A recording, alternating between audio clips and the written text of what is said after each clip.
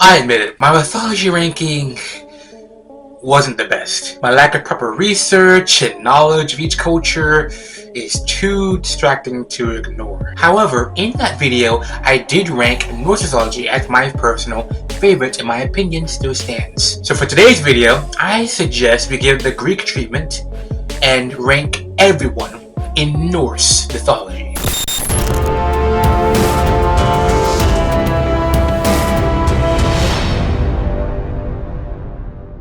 Hey guys, I'm the author, and you know what to do by now? Let's get right into the ranking.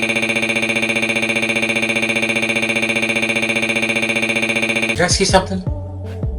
Okay, something I noticed when I found this, I didn't make this, I found it. There are less gods here, but a lot of them are just sort of... First one we have here is Angrboda. Angrboda is the consort of Loki, and through him is the mother of the Fenris wolf, of the world serpent Jormungandr, and of Hel. That alone makes her fairly powerful. One of the more powerful of the Jotnar to give birth to literal world enders, so I'm gonna at least give her a B. She's the first one, so we'll see what happens after that. We have Vidar, who's the Aesir god of vengeance, son of Odin, and avenges him by killing Fenrir after Ragnarok, and one of the only gods to live after Ragnarok, so that's automatically going to put him up here at A, I feel like. I mean, he is the god of vengeance, that's already pretty powerful, that he kills Fenrir, something the other gods just couldn't do. So that's automatically, that he survives Ragnarok on top of that. We have Laufey, or Laufey. All of these names are Norwegian, and they're kind of hard to pronounce. I'm going to try to say it properly, but I make no promises. Is a Jotun or a goddess. She's sort of flip-flops between both. Is the mother of Loki. Despite being a Jotun, she's high-ranked, and also sort of conflated with the Aesir. She could be both, depending on the story. She doesn't do much. She's important, but she's not powerful. So I'm actually going to give her a D for right now. We have Sleipnir, who is a horse. Sleipnir is the son of Loki, who he had accidentally when he distracted a stallion, Svatafari, the builder's horse that he was using to build the wall of Asgard. Sleipnir was the accidental child of a male horse and Loki. Make of that what you will, but he is just a horse, an animal. He's not intelligent anyway. So compared to other gods, I'm pretty sure they can easily take on an 8-legged horse. Next is Hanos. The first god on this list is, I think, they're a god who I have no clue who they are. Hanos is a Vanir goddess, the daughter of Freya and Oder. She is the goddess of beauty. And I always see the next one that says that Gersemi is another goddess of beauty, also the daughter of Freya and Oder. She's often conflated with Hanos. So I'm just going to go ahead and rank them both down here. Probably, yeah, above Sleipnir, but below Laufey. Odin, automatically S tier, similar to like Zeus. Odin's basically the Norse version of Zeus. The most powerful Aesir, the smartest of the Aesir, if you don't count Kvasir. Odin is the chief divinity of the Norse pantheon, the ruler of Asgard, practicing both this Aesir-based magic, Aesir-based power, and then also learning magic from sacrificing himself to himself. He's the most powerful on this. He definitely could be anyone below him.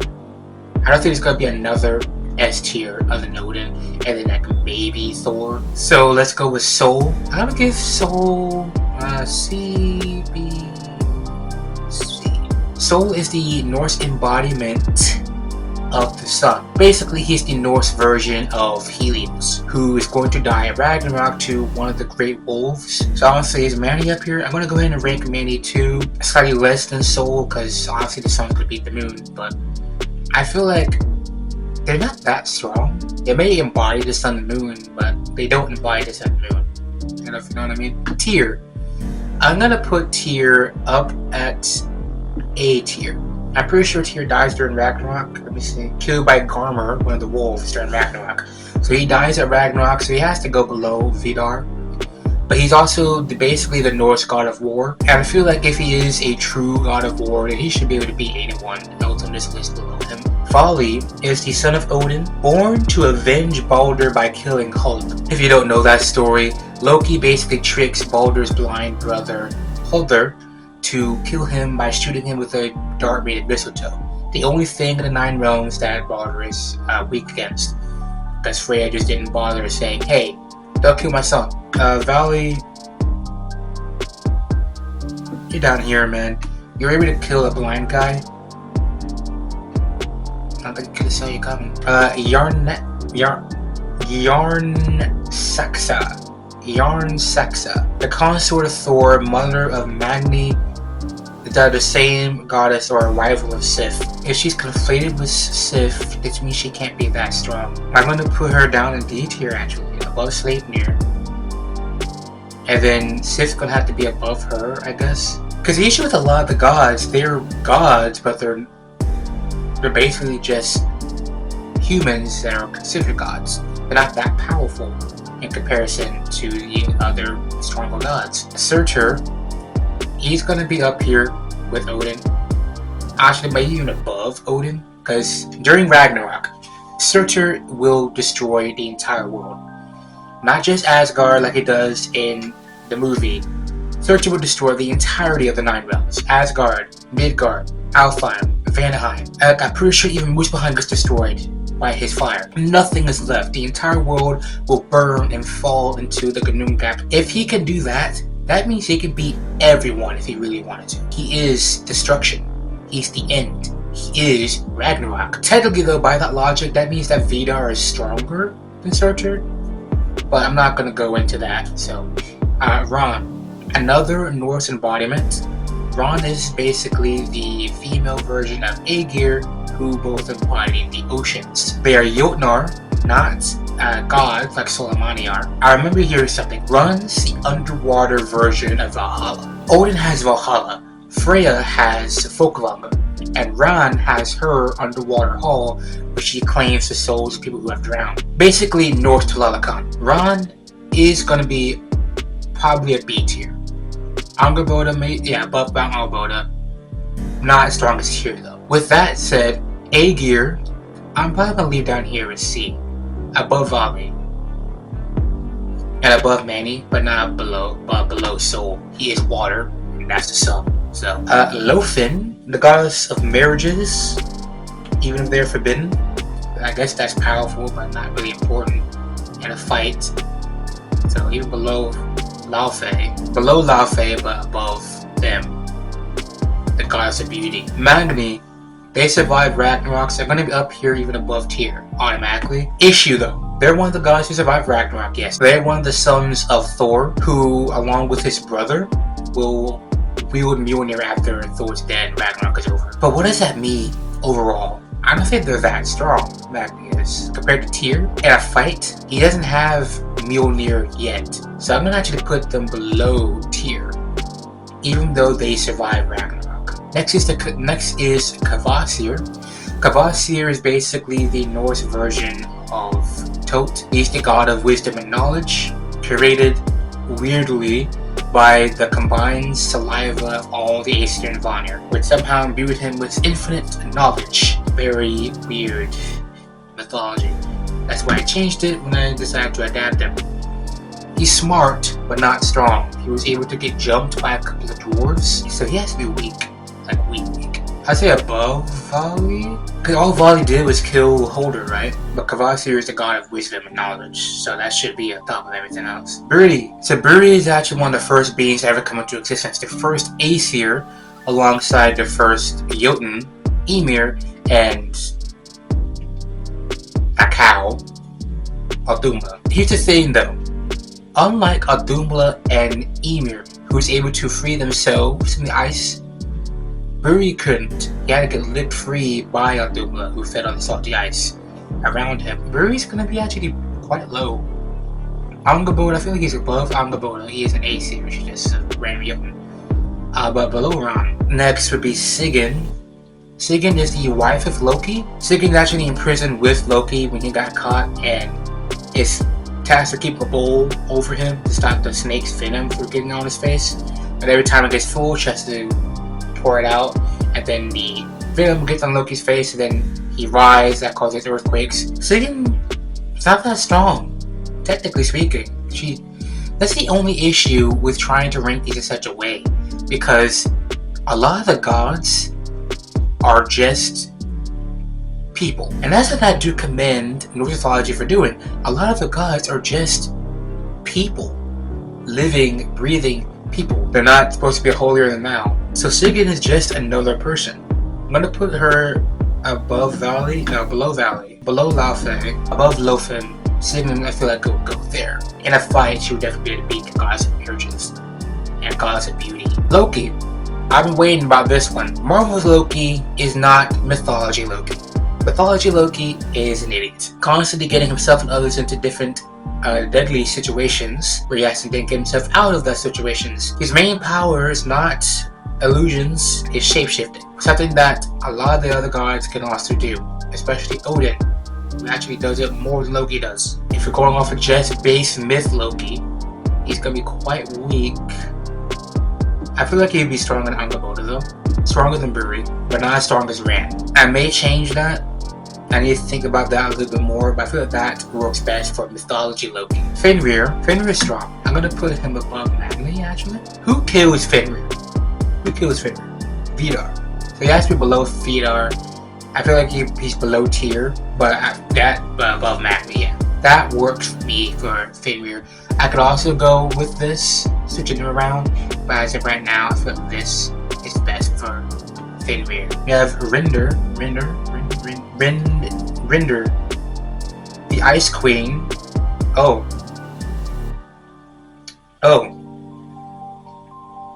I'm not reading that out loud. Basically, Odin and Rinder had child Valley, whose sole purpose of existence is to avenge Balder. Not that strong.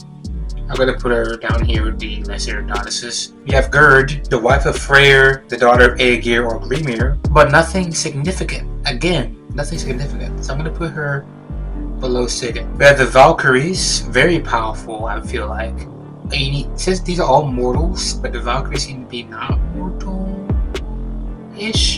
I'm gonna put her down here below Magni. B tier, but above Ram. I feel like, yeah. This is a messy list. I'm not refining it so much. Freyr, one of the more powerful of the Vanir, one of the only Vanir that we know of. Twin brother of Freya and the ruler of Alfheim. Was killed by Surtur during Ragnarok. I mean, who isn't? But whatever. I'm gonna put him above Kvasir, but below Aegir. That feels too low for him though.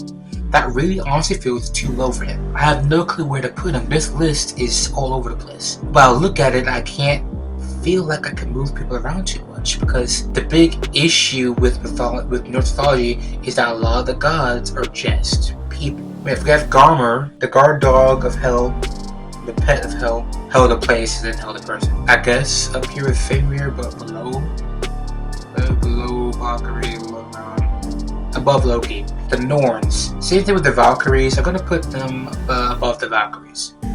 Up here, actually. I don't know if it says in mythology that the Norns specifically target humans, or did they target all living beings.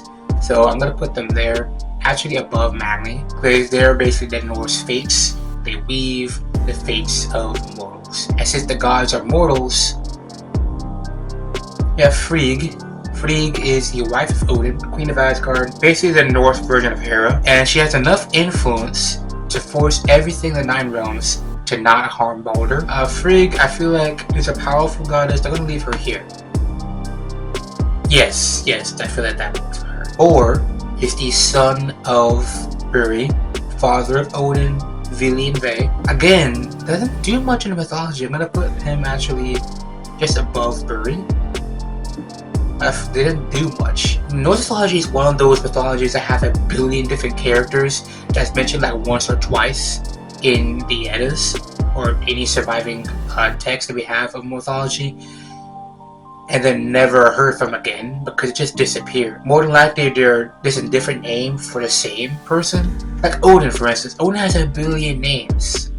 Odin might not even be his actual name. So Buri, there's a lot of characters that we see in the Norse creation myth that is never brought up again. It's hard to place characters we don't know much about. When I did research for this video, it took me 2 days, whereas the Greek video took me a week. Not because there was just more on there, but because there's not much to do research on, because there's nothing here. Ymir, though, that's something. Ymir was the first of the Jotuns, the progenitor of all the Jotuns. Strangely, from his sweat. Don't know how that works, but they did get killed by Odin, Vili, and Ve. So I'm gonna put them B tier above the Valkyries. Maybe an A tier below Magni. Above Magni. Above Magni and Frigg. Below the Norn, since he did die. Even before Ragnarok, he's gone. And his body was actually used to make the Earth. One of the only Jotuns in Norse Mythology that was actually giant size. I think it's just him and good god for Loki or Skrimir. One of the two. Next we have Honir, god of reason, one of the 3 gods that created humans, giving them reason, and he will survive Ragnarok, so I'm not gonna put him up here. I'm gonna put him up here though, but below Ymir, below Frigg, below Magni, honestly, below the Valkyries, below Ram, below Garmr, below Loki. You can't reason with Loki. But above Buri. Yeah, that works for him. Deductive reasoning always works. Bragi, the god of poetry. What does he do? Not much. He's a god of poetry if I have my notes. So you're gonna go right here. I mean, who are these people? Oh, God. Yeah, you're above Rinner. Yeah, you're good there. Here, a Valkyrie, so automatically I'm just gonna put you with the Valkyries and the R1. Hela, or just Hel, as it's supposed to be. The goddess of death, so that automatically gonna make her powerful. Powerful enough to actually keep gods in the underworld. She has that divinity. She rules over the land of the dead. Actually, right here works for her. She's actually gonna supply the zombies that will attack Asgard during Ragnarok. Which actually doesn't take place in Asgard, now that I think about it. It doesn't take place in Asgard, it takes place in Idiplir? Baldur is not that powerful. Well, he's invincible, but then Hela is able to claim his soul and keep it down there. Mimir, another god of wisdom, kind of, but he's a Jotnar, but Kvasir is a natural god. So I'm gonna put him here. He was decapitated during the Aesir-Vanir War, but then his living, breathing, talking head is still used by Odin for console. That's funny. And it's actually a reference because you could do the same thing in the God of War game. I love it. But that does make him fairly weak. So down there he goes. Skadi is the daughter of Thiazi. He was killed by, I believe, Thor specifically. Then ordered the Aesir to do a bunch of stuff for her as revenge because, they killed her father. Her having that much power, Skadi above Mimir, that works for you. Nana, or Nana, I believe, if I would do the actual pronunciation. A gentle goddess of joy and peace. You're going at the bottom. You're going down here. What's another like peaceful goddess? You're there. Maybe in here. All of you are like, you're not running against anyone in a fight. I just gotta say that. Heimdall. Heimdall is the Norse gatekeeper and the herald of Ragnarok with a yellow horn. He can basically see everything. I don't think he can see everything in the 9 realms, just can see very far away. And he does less sleep than a bird. It's always fun. Wish I had that kind of power. He's strong. He's gonna be able to kill Loki, but also die himself during Ragnarok. I'm gonna put him in. That works for him. Freya, more powerful than Freyr, I think. Especially since she is one of the death gods. I mentioned before, Freya owns Folkvanger, which is basically Valhalla without war. Valhalla is where soldiers of the dead train to fight in Ragnarok, Well, Folkvanger, I don't think they do that. It's just a peaceful afterlife, basically Norse heaven. So honestly, I'm gonna put her above, up here, below Garmer. Below Garmer, there we go. Note is the embodiment of night itself, so I'm gonna put down here with the other embodiments. Below the sun and moon, though. Actually, no, above the sun and moon. Siofin. That's the gods of love, or associated with love. Yeah, you're down here. You're gonna be down here, love. I'm literally love. Sorry. Dellinger, another Norse embodiment, the embodiment of the dawn. Down here, below the sun and moon, because they kind of call us the dawn. Below Aegir, honestly. But you're an embodiment. I feel like you have to be powerful if you're embodying something. For Seti, god of justice and reconciliation. Wait, did I already do that one? Wait a minute. For Seti is based the god of justice and reconciliation. All who come before him leave reconcile. That's a direct quote from Wikipedia. That sounds fairly powerful. I feel like he's someone who could end a fight, but in a fight, not a good power to have. If you're looking for like an actual battle, not a great power to have. I'm gonna put you above Honir, but below Loki, because again, I feel like Loki, that would probably work on him. He's a bit too out there. We have Yoro, which I'm assuming is actually Jord, which is the Norse embodiment of Earth. I'm gonna put you down here with the embodiments above all these guys because, you know, the Earth is kind of important. I'm actually gonna put you up here because I can't move it. Hillen is a goddess who is associated with Frigg, or is the same goddess. I'm not gonna put you up there with Frigg. I'm gonna say that you're one of.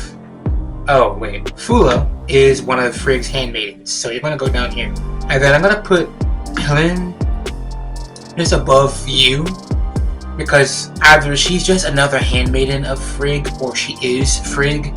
Hard to tell. Now, I'm pretty sure that this is the person you've been waiting to see ever since you clicked on this video.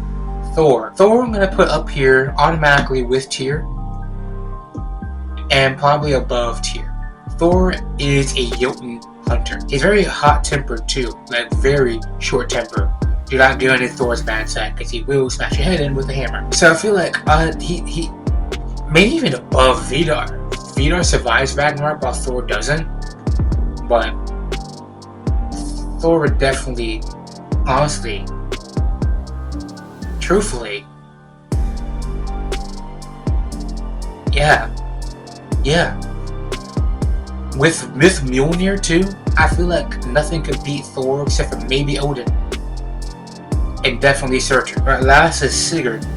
I have here a human who slayed a dragon but died because of a fight between his wife and... What? Okay, so you managed to slay a dragon, but you died because of a fight between Brunhilde and your wife. Weak. I'm gonna put you at the very top of the humans. But no, that works. Jeez, man. How does that even kill you? Well, that's it.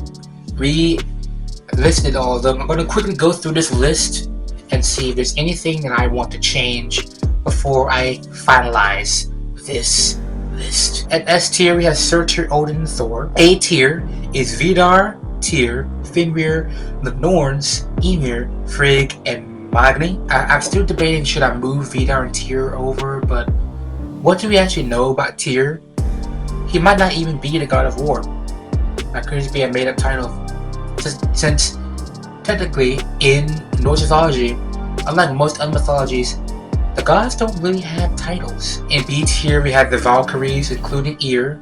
Then we have Hel and Balder, Ran, Garmr, Freya, Heimdall, Loki, Forseti, Honir, Bor, Buri, Angrboda, and Jord. At C tier, we have Not, Sol, Mani, Aegir, Dellinger, Freyr, Skadi, Mimir, Kvasir, and Vali. This is where it starts to get a little bit foggy to me. I don't think we need to move anything around. If anything, I'll move maybe Sol above Not. And then D tier, basically, these people can't beat anyone in a fight.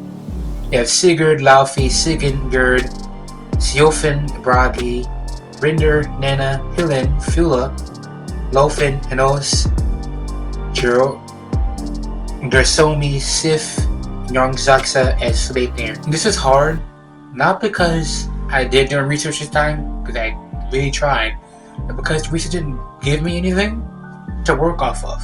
The gods don't do much, because Norse mythology is so fragmented compared to others, and I try not to let other versions change my perception of the actual mythology. I'm gonna have to go with it. This is my final listing for Norse mythology. Surtur is basically the Norse version of Satan. It can beat everyone else. Yeah, so hope you guys enjoyed the video.